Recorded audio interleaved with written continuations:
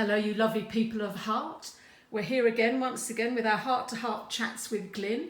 And this morning I'm talking to Chris Barnes, who has lived in Yateley for 32 years. It's amazing. He's a councillor. He was first elected in 2011 and has just the most amazing experiences. We've had a lovely conversation this morning talking about things. Chris is an architect, but he's also he's helping people with their planning. Chris, what do you think about the local area and their planning applications?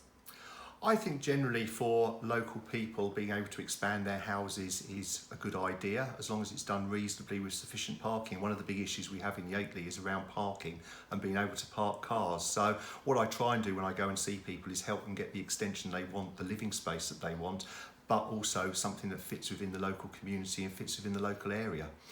On a wider scale, we have some large developments going on in the area, which is putting more and more pressure onto local transport, onto road systems and everything else. In particular, a large development at the Urnfield site that's in progress at the moment, which is basically coming out of a small residential road, which I think will be absolutely appalling for the Yateley area.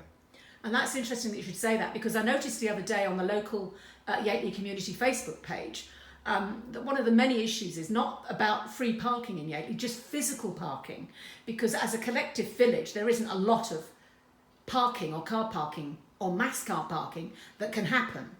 I quite agree. I mean, during the 60s and 70s when Yateley basically started to expand, there weren't a lot of cars, there wasn't a lot of parking, and we have a significant problem at the moment at what we call Church End Green, which is adjacent to St Peter's Church and the Dog and Partridge Public House, also by the health centre. So it's very, very crowded down there the majority of the time, particularly distressing when you see people turning up to attend a funeral for a loved one and not finding anywhere to park down there and having to go off and park down side streets. So something desperately needs to be done around that area to provide more parking for people.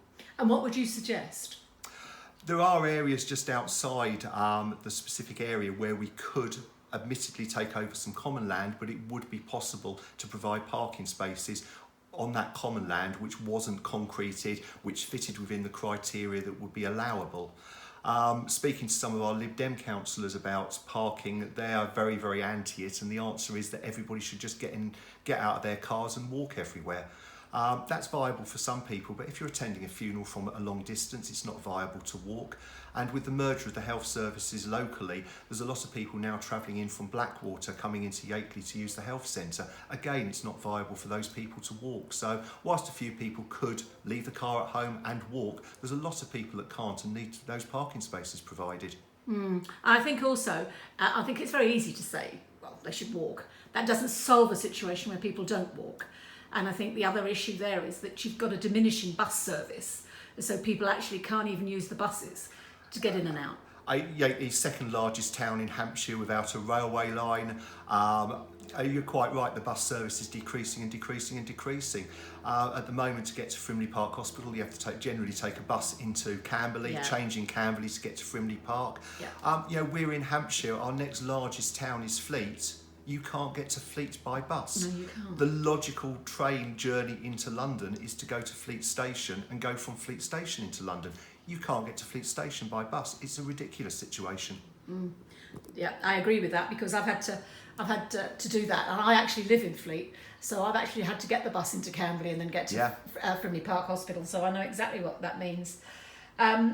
So with your business as an architect, you obviously have wide access to lots of different people. You've met loads of people in your time of living here. And this is just, I'm so excited about this.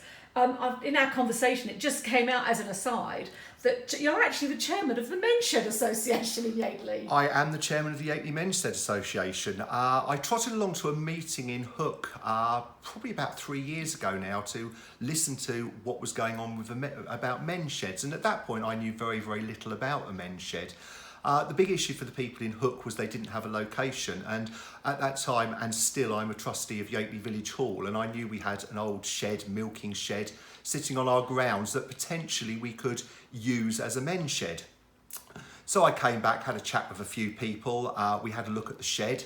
full of rubbish, which we managed to clear out and got everything disposed of. And I must say at this point a big thank you to Rob Collard and his team, who cleared all the rubbish for us free of charge. Very, very kind of them.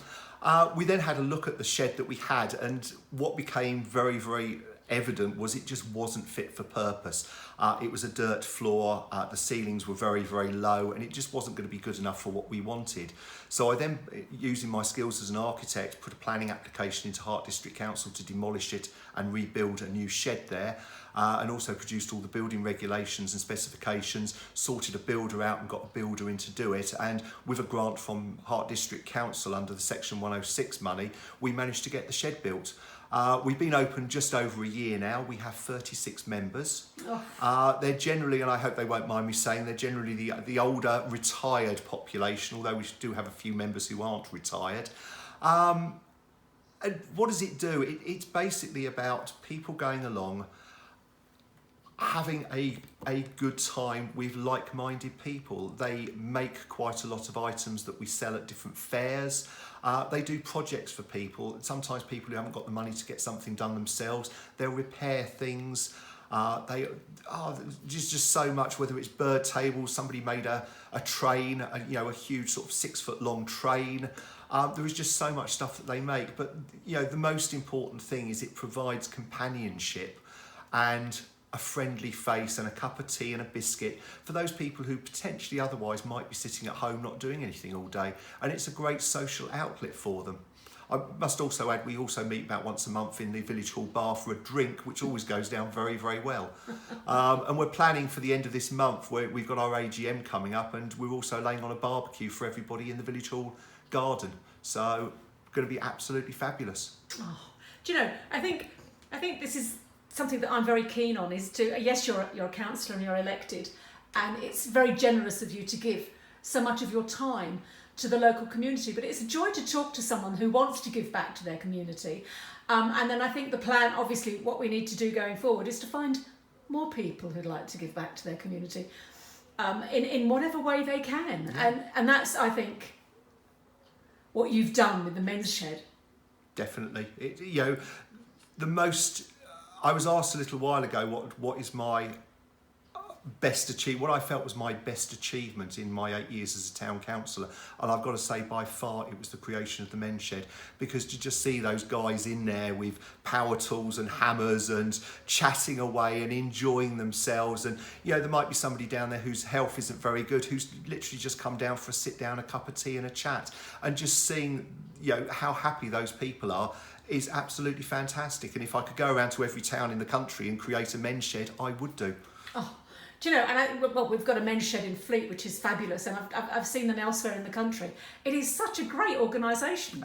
It is absolutely fantastic, and it's one of the mottos is women talk face to face, men talk shoulder to shoulder, and it gives some of these men an opportunity to chat, I say, with like-minded people about issues they've got, about problems, or just to generally chat about what was on the TV the night before, or football results, or what's going on with England, Australia, cricket, all that sort of thing. So yeah, it's really, really good for them.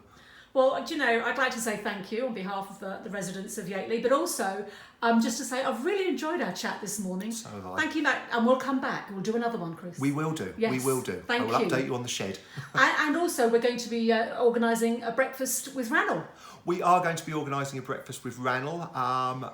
It's basically an opportunity for local people to come along, have a breakfast, and to ask their MP some honest questions and get some honest answers. Yeah. Watch this space. Watch this space. Thank you very much, Chris. Thank you. Thank you.